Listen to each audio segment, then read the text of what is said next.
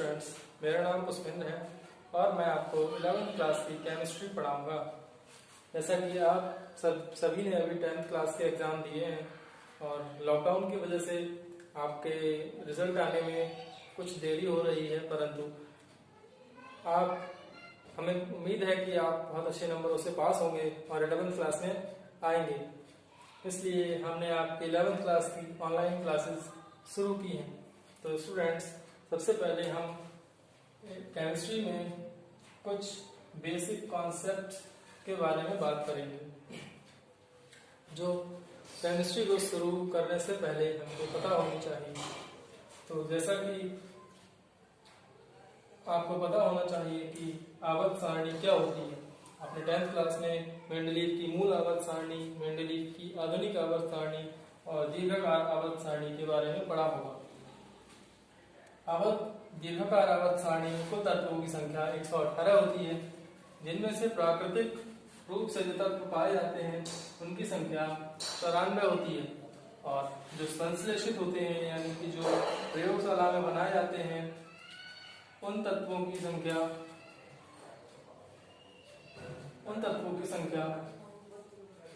118 में से 94 तो कितनी हो गई? 24। यानी कि जो प्रयोगशाला में जो तत्व बनाए गए हैं उनकी संख्या 24 होती है। आपको पता है सबसे पहला कार्बनिक यौगिक जो प्रयोगशाला में बनाया गया था उसका नाम था यूरिया, और यूरिया का फॉर्मूला होता है NH2CO NH2। प्रयोगशाला में यूरिया को बनाया गया था और यूरिया प्रयोगशाला में बनने वाला पहला कार्बनिक यौगिक था। इससे पहले यह माना जाता था कि कार्बनिक यौगिक प्रयोगशाला में नहीं बनाए जा सकते हैं। तो तत्व क्या होते हैं? सबसे पहले आपको पता होना चाहिए कि तत्व क्या होते हैं। तत्व को हम इंग्लिश में एलिमेंट्स कहते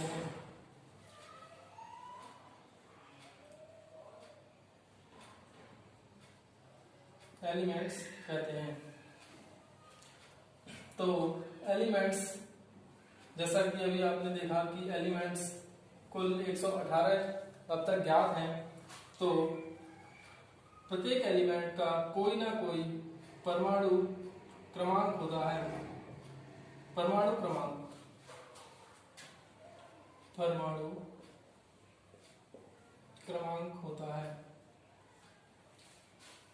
क्रमांक को हम एटॉमिक नंबर भी बोलते हैं।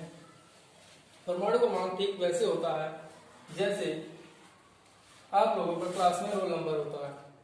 प्रत्येक बच्चे का रोल नंबर अलग अलग होता है, ठीक उसी प्रकार प्रत्येक तत्व का परमाणु क्रमांक भी अलग अलग होता है। प्रत्येक तत्व का एक अपना प्रतीक होता है। प्रतीक को हम सिंबल बोलते हैं। प्रतीक से आप क्या समझते हैं? जैसे आपका नाम, उसको हम शॉर्ट फॉर्म में लिख दें तो वो आपके नाम का प्रतीक हो जाएगा। जैसे महेंद्र सिंह धोनी को हम MS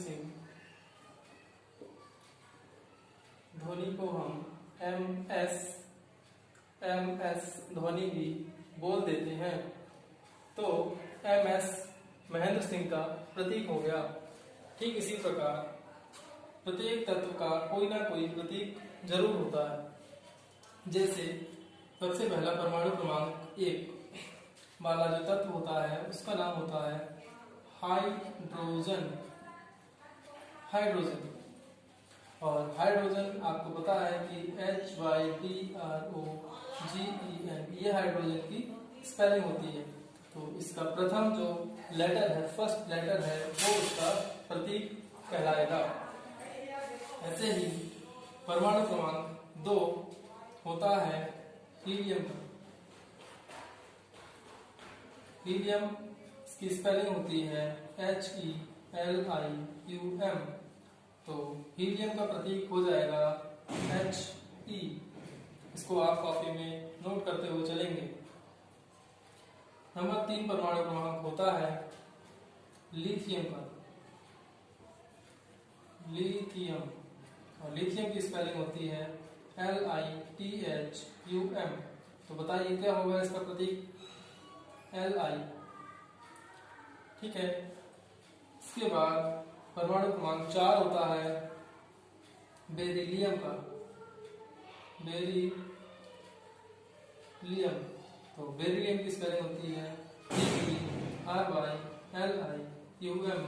बेरिलियम, इसका प्रतीक होता है Be। इसलिए हम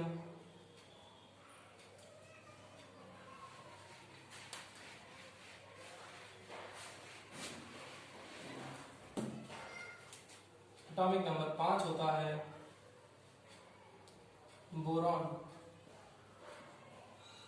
बोरॉन, और बोरॉन की स्पेलिंग आपको पता है BORON होती है, तो इसका प्रतीक हो जाएगा B। इसी प्रकार परमाणु क्रमांक 6 होता है, आप सभी जानते हैं परमाणु क्रमांक 6 कार्बन का होता है। स्पेलिंग CARBON, प्रतीक हो गया C। परमाणु क्रमांक 7, परमाणु क्रमांक 7 होता है नाइट्रोजन। नाइट्रोजन, और नाइट्रोजन का जो नाइट्रोजन की स्पेलिंग होती है वो होती है NITROGEN, और इसका प्रतीक क्या हो जाएगा? N। इसी प्रकार परमाणु क्रमांक 8 होता है, आप सभी जानते हैं ऑक्सीजन। ऑक्सीजन, और इसकी स्पेलिंग होती है OXYGEN,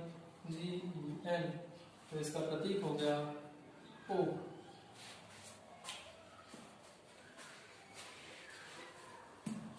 इसके बाद में आता है परमाणु क्रमांक 9, और परमाणु क्रमांक 9 होता है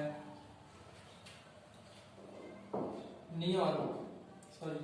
परमाणु क्रमांक 9 होता है फ्लोरीन। स्पेलिंग होती है FLUORINE, फ्लोरीन F। परमाणु क्रमांक 10 होता है नियॉन, और इसकी स्पेलिंग होती है NEON। तो आप बताइए इसका प्रतीक क्या होगा? इसका प्रतीक होगा Ne। फिर आता है परमाणु क्रमांक 11, और परमाणु क्रमांक 11 होता है, आप सभी बहुत बार पढ़ चुके होंगे इसको। परमाणु क्रमांक 11 होता है सोडियम। सोडियम, और सोडियम की स्पेलिंग होती है SODIUM। आप गैस कीजिए कि इसका प्रतीक क्या होना चाहिए? इसका प्रतीक होना चाहिए S, परंतु इसका प्रतीक होता है Na। क्यों होता है Na, हम आपको बताएंगे। इसके बाद परमाणु क्रमांक 12 होता है, परमाणु क्रमांक 12 होता है मैग्नीशियम। मैग्नीशियम, और मैग्नीशियम की स्पेलिंग होती है मैग्नीशियम, और इसका जो प्रतीक होगा वो होगा M और G, Mg। इसको नोट कर लेंगे आप।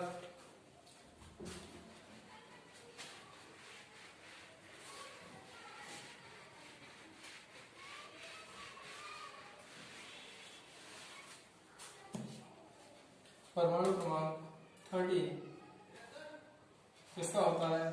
परमाणु क्रमांक 13 होता है एल्यूमिनियम, और एल्यूमिनियम का प्रतीक होता है Al। इसी प्रकार परमाणु क्रमांक 14 होता है सिलिकॉन। सिलिकॉन, सिलिकॉन का प्रतीक होता है सिलिकॉन का प्रतीक होता है Si। परमाणु क्रमांक 15 होता है। परमाणु क्रमांक 15 होता है। बताइए किसका होता है परमाणु क्रमांक 15? फास्फोरस। और फास्फोरस शुरू होता है P से, तो इसका परमाणु, इसका प्रतीक हो जाता है P। इसी प्रकार परमाणु क्रमांक 16 होता है सल्फर।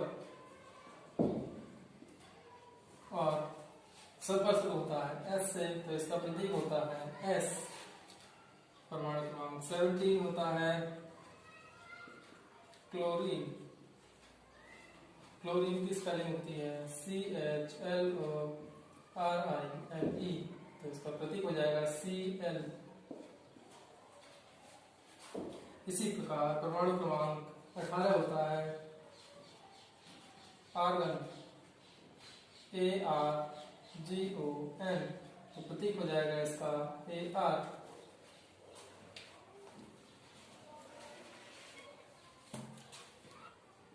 होता है पोटेशियम, और इसकी स्पेलिंग होती है POTASSIUM, पोटेशियम। तो इसका प्रतीक होना चाहिए P, परंतु इसका प्रतीक होता है K। और K क्यों होता है हम आपको बताएंगे। फिर आता है परमाणु क्रमांक नंबर 20 होता है, सबको पता होगा कैल्शियम। कैल्शियम जो शुरू होता है CALSIUM, कैल्शियम Ca। इसको मिटा देते हैं।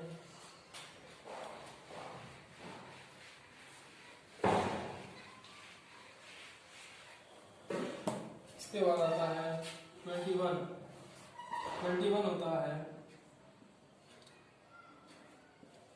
स्कैंडियम, और स्कैंडियम का प्रतीक होता है Sc। 22 होता है टाइटेनियम।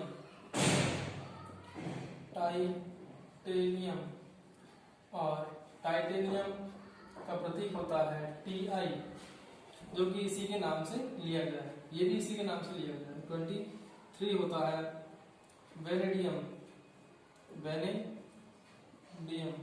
और वेनेडियम का प्रतीक होता है V। 24 होता है परमाणु क्रमांक क्रोमियम। क्रोमियम का होता है Cr। 25 होता है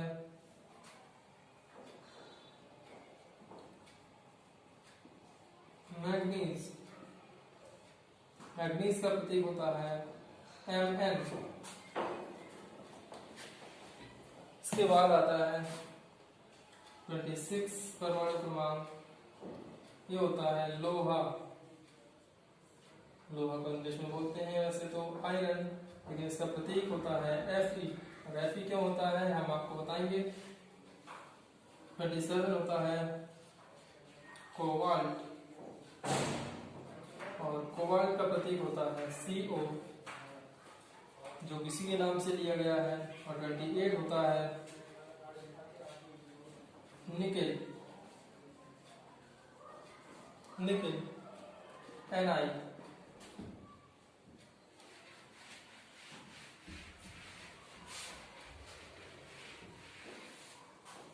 28 के बाद आता है 29।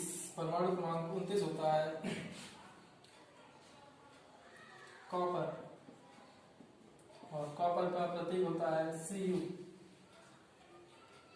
परमाणु क्रमांक 30 होता है जिंक, और जिंक का परमाणु क्रमांक होता है Z।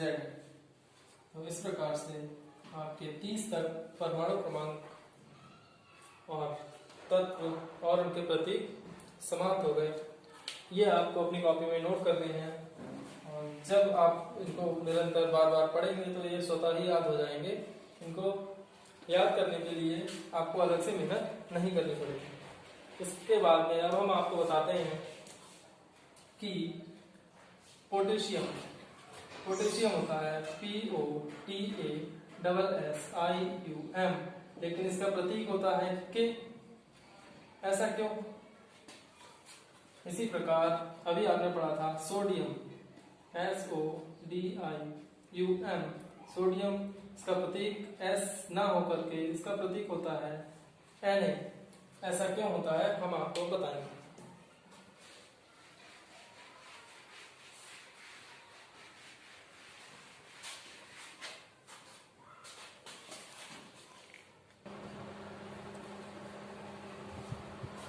तो स्टूडेंट्स ये है 11 तक, 1 2 3 4 5 6 7 8 9 10 11।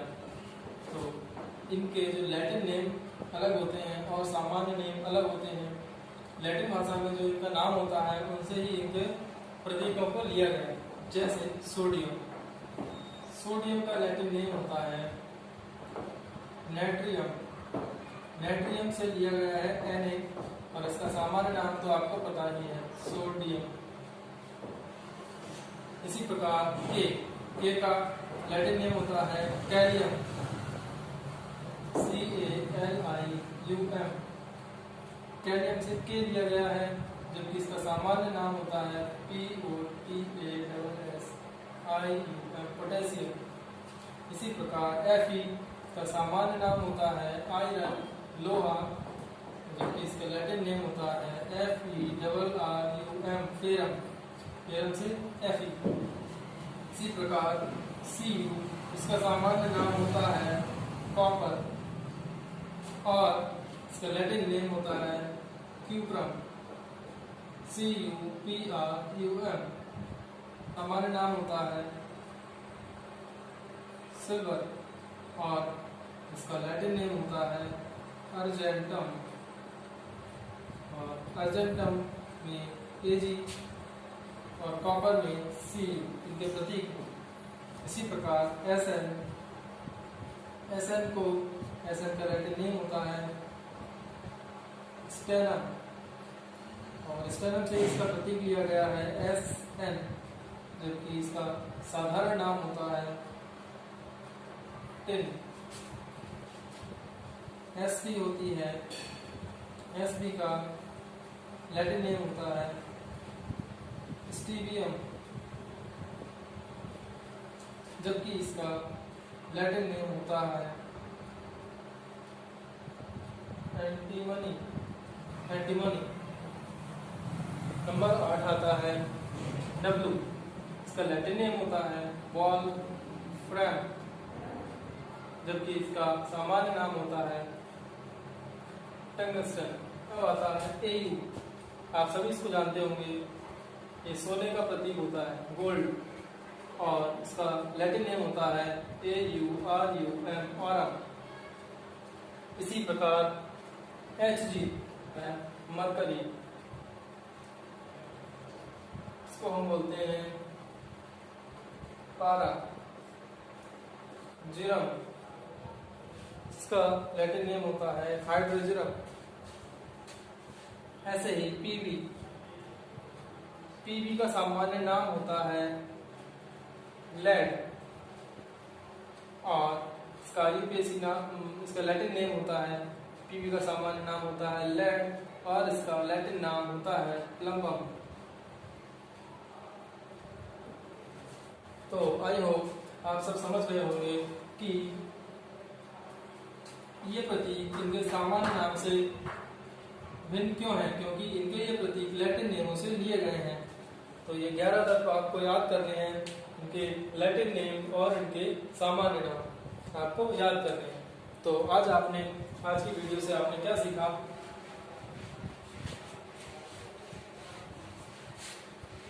आज की वीडियो से आपने सीखा कि आवर्त सारणी में कुल तत्व कितने होते हैं। नंबर 1, आवर्त सारणी में, तो ये क्वेश्चन हो गया आपके लिए, आवर्त सारणी में कुल कितने तत्व होते हैं। दूसरा